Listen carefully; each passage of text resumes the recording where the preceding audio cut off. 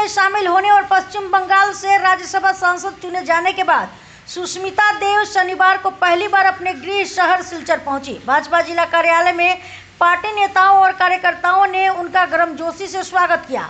इस अवसर पर सुष्मिता देव ने प्रधानमंत्री नरेंद्र मोदी और केंद्रीय गृह मंत्री अमित शाह के प्रति आभार जताते हुए कहा कि पार्टी ने उन पर विश्वास जताकर राज्यसभा में काम करने का अवसर दिया है।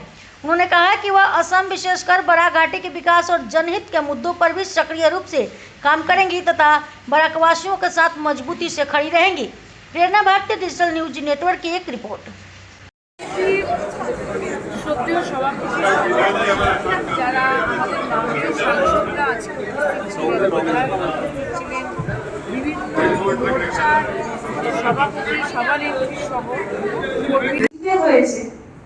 কারণ আগে যে চশমা পরে আমি বিজেপির দিকে তাকিয়েছি বা বিজেপির আইডিওলজির দিকে তাকিয়েছি বা আরএসএস এর অ্যাক্টিভিটির দিকে তাকিয়েছি, সেটা কিন্তু ওই পাঠশালার হেডমাস্টার আমাকে শিখিয়েছে। তারা বিভিন্ন দলের থাকবে, তাই বলেই আমরা গণতন্ত্র।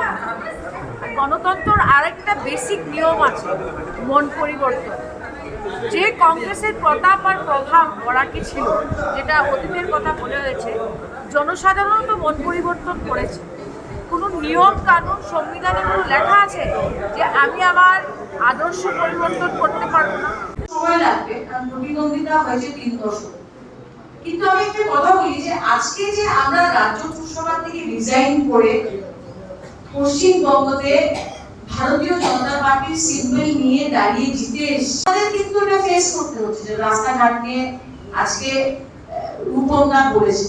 কিন্তু আমি আর মঞ্চে উপস্থিত যারা নেতৃবৃন্দ রয়েছেন, আমার সামনে যারা বিজেপির কর্মীরা রয়েছে, আমি অন্তরের অন্তঃস্থল থেকে ধন্যবাদ জানাচ্ছি।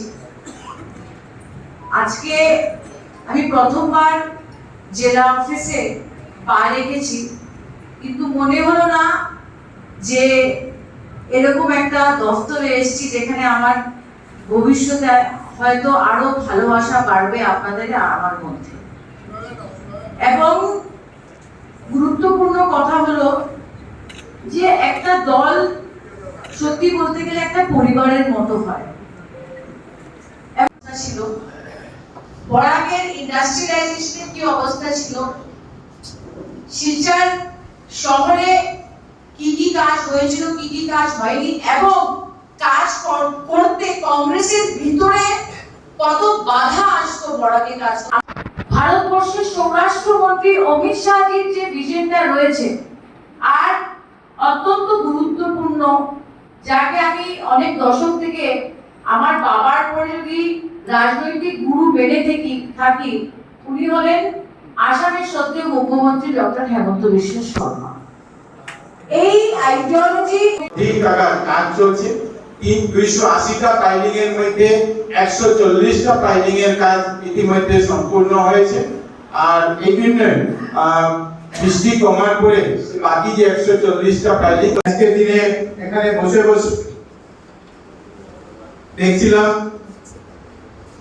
জয়ন্দা লিখেছেন যে সুস্মিতা দেব ভারতীয় জনতা পার্টি কার্যালয় যাবেন, মন ভারী করে মনে বুকে ব্যথা নিয়ে বিজেপি কর্মীরা উপস্থিত হয়।